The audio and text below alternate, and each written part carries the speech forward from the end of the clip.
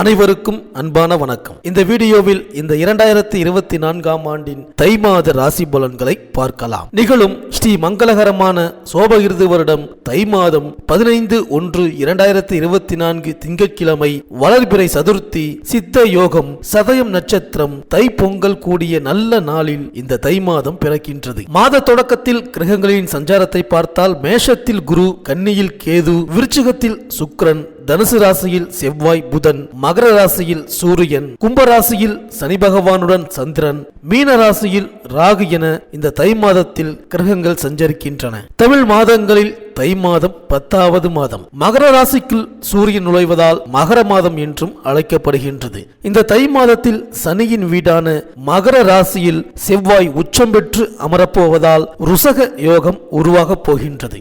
ருசக யோகம் என்பது ஜோதிடத்தில் கேந்திரம் எனப்படும் லக்னம் மற்றும் 4, 7, 10 ஆகிய இடங்களில் செவ்வாய் அமையும் போது ருசக யோகத்தை அளிப்பார். சர லக்னங்கள் எனப்படும் மேஷம், கடகம், துலாம், மகரம், ஸ்திர லக்னங்களான ரிஷபம், சிம்மம், விருச்சிகம், கும்பம் ஆகிய 8 லக்னங்களுக்கு மட்டுமே ருசக யோகம் செயல்படும். தமிழர் திருநாளாம் தங்கநிகர் பொங்கல் திருநாள் 15/1/2024 திங்கட்கிழமை அன்று வருகின்றது.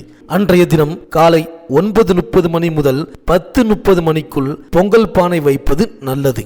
வீட்டில் வயது முதிர்ந்தவர்கள் மஞ்சள் கொத்து கட்டிய பானையை கையில் எடுத்து கிழக்கு நோக்கி நின்று சூரியனை வழிபட்டு அதன் பிறகு அடுப்பினை 3 முறை சுற்றி அந்த பானையை வைக்க வேண்டும். பானையில் வண்ணமயமான கோலமிட்டிருப்பது நல்லது. மாட்டுப் பொங்கல் அன்று காலை சிவாலயங்களுக்கு சென்று நந்தி வழிபாடு மேற்கொள்ள வேண்டும். எல்லா விதமான மாலைகளையும் சூட்டி நந்தியை அலங்கரித்து வைத்திருப்பார்கள். அவரை தரிசிப்பது மிகவும் நல்லது. நந்தி பதிகம் பாடினால் நலம் கிடைக்கும், வளம் சேரும். வீட்டு பொங்கலுக்கு மறுநாள் மாட்டு பொங்கல் வைத்து கொண்டாட வேண்டும். 16/1/2024 செவ்வாய்க்கிழமை அன்று மாட்டு பொங்கல் வருகின்றது. அன்று காலை 7:30 மணிக்கு மேல் 8:30 மணிக்குள் பொங்கல் வைத்து கோபூஜை செய்து வழிபட உகந்த நேரமாகும். மேலும் தை அமாவாசை 9/2/2024 வெள்ளிக்கிழமை அன்று வருகின்றது. தை மாதம் வரக்கூடிய அமாவாசை திதியில் நமது முன்னோர்களை நினைத்து வழிபட்டால் எந்த நாளும் இன்பமாக வாழலாம். தை பிறந்தால் வழி பிறக்கும் என்று சொல்வது வழக்கம். வீட்டில் தடைப்பட்ட மங்கள காரியங்கள் தடையின்றி நடைபெறக்கூடிய வாய்ப்பு உருவாகும். மேலும் தை மாதம் வரும் வெள்ளிக்கிழமை அன்று விரதம் இருந்து சிவாலய வழிபாட்டை மேற்கொண்டால் துயரங்கள் துள்ளி ஓடும். அம்பிகை ஆலயங்களில் சந்தனகாப்பு சாற்றி வழிபட்டால் சிந்தனைகள் அனைத்தும் வெற்றி பெறும். இறைவனை அலங்கரித்து பார்த்தால் இனிய வாழ்க்கை மலரும். உடலை குளிர்ச்சியாக்கும் சந்தனத்தை அம்பிகைக்கு சாற்றுவதன் மூலம் உள்ளம் குளிர்ச்சியாகி நமக்கு வேண்டும் வரும் தருவாள் அம்பிகை. தை செவ்வாய் அன்று பெண்கள் விரதமிருந்து கொழுக்கட்டை பிடித்து சாப்பிடுவது வழக்கம். இதனால் குடும்ப முன்னேற்றமும் ஒற்றுமையும் கணவருக்கு ஆயுள் நீடிப்பும் ஏற்படுவதாக நம்புவார்கள். தை வெள்ளிதோறும் பெண்கள் விரதமிருந்து அம்பிகையை வழிபடுவதும் நன்மையை தரும். இதனால் பொருளாதார நிலை உயரும், பொன்பொருள் சேர்க்கை ஏற்படும். அன்றைய தினம் இனிப்பு பொருளை மட்டும் உட்கொண்டால் வாழ்க்கை இனிப்பாக இருக்கும். வெள்ளிக்கிழமை விரதத்திற்கு பலன் தரும் மாதம் இது. மேலும் இந்த தை மாதம் கிரகங்களின் பெயர்ச்சியை பார்த்தால் 19/1/2024 அன்று சுக்கிரன் தனுசு ராசிக்கு பெயர்ச்சியாகின்றார். 27/1/2024 அன்று புதன் தனுசு ராசியிலிருந்து மகர ராசிக்கு பெயர்ச்சியாகின்றார்.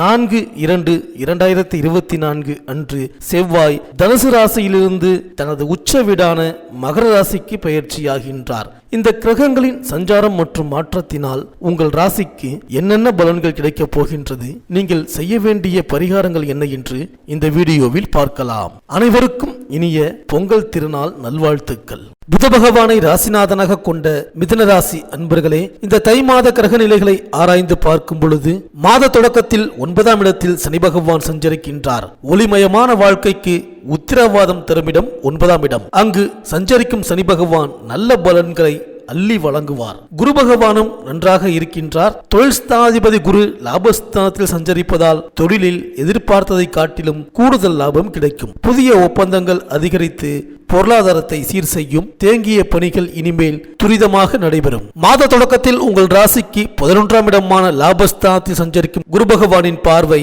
3, 5, 7 ஆகிய இடங்களில் பதிகின்றது.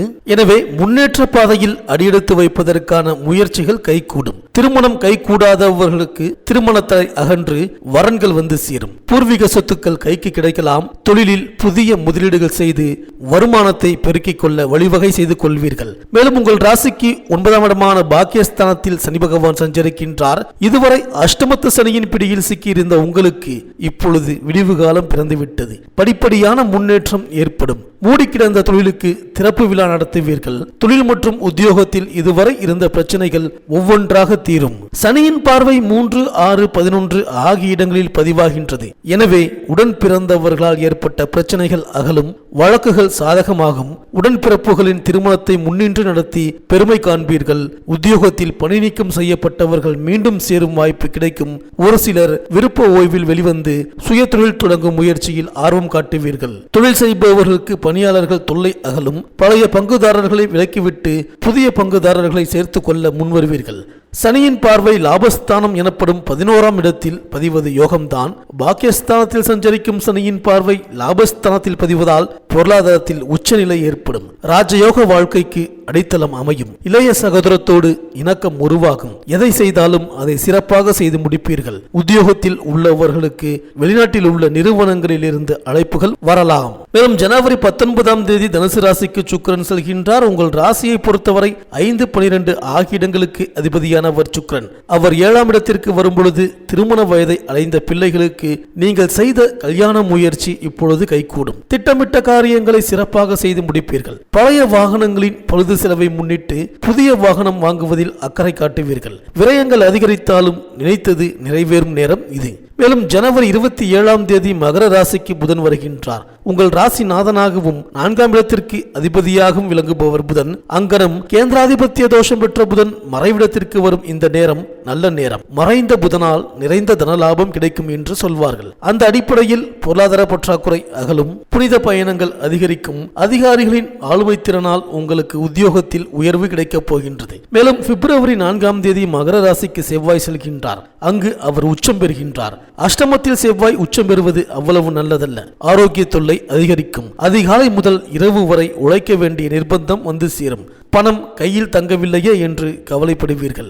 கடன் பிரச்சனையின் காரணமாக சிலருக்கு சொத்துக்களை விற்கும் சூழல் கூட உருவாகலாம். திடீர் மாற்றங்கள் அடிக்கடி நிகழும். பொது வாழ்வில் உள்ளவர்களுக்கு புதிய பொறுப்புகள் வந்து சேரும். வியாபாரம் தொழில் செய்பவர்களுக்கு பாக்கிகள் வசூலாகி பரவசப்படுத்தும். உத்தியோகத்தில் உள்ளவர்களுக்கு உயர் அதிகாரிகளின் ஆதரவு உண்டு.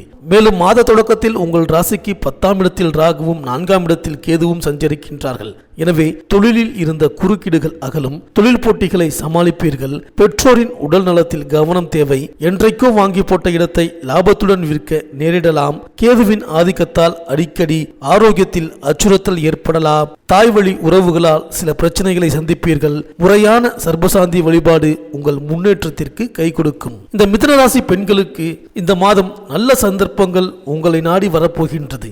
அஷ்டமத்து சனி விலகிவிட்டதால் இனி அல்லல்கள் குறையும். வீடு கட்டுவது, கட்டிய வீட்டை பொழுது பார்ப்பது, இது போன்ற விஷயங்களில் கவனம் செலுத்துவீர்கள். கணவன் மனைவிக்குள் இணக்கம் ஏற்படும். விலகிச் சென்ற உறவினர்கள் விரும்பி வந்து சேர்வார்கள். உங்கள் பெயரிலேயே சொத்துக்கள் வாங்கும் யோகம் உண்டு. பிள்ளைகளின் எதிர்கால நலன் கருதி நீங்கள் எடுத்த முயற்சி பலன் தரும். இந்த மிதுனராசி விவசாயிகளுக்கு நில புலன்களில் உற்பத்தி சார்பான இழப்பும் நஷ்டமும் முடிவுக்கு வந்து ஈடுகட்டப்படுகின்ற லாபங்களை தரும். கலைஞர்களுக்கு புதிதாக அறிமுகமான விஐபி மூலம் உயர்வு வாய்ப்பு ஒன்று அதிர்ஷ்டகரமாக காத்துள்ளது. அரசியல்வாதிகளுக்கு சக கட்சி ரீதியாக உள்ள மனக்கசப்புகள் விலகி சுபிட்சம் உண்டாகும். இந்த மிதுனராசி அன்பர்களுக்கு இந்த தை மாதம் அனுகூலமான நட்சத்திரங்கள் ஆயில்யம், மகம், சுவாதி, அனுஷம், திருவோணம், பரணி, மிருகசீரிடம். அதிர்ஷ்டமான நாட்கள் ஆங்கில தேதியில் ஜனவரி 15, 17, 18, 20, 21, 23, 27, 29, 31 மற்றும் பிப்ரவரி 1, 3, 5, 6, 9, 11, 12. இந்த தை மாத சனி மற்றும் ஞாயிற்றுக்கிழமைகளில்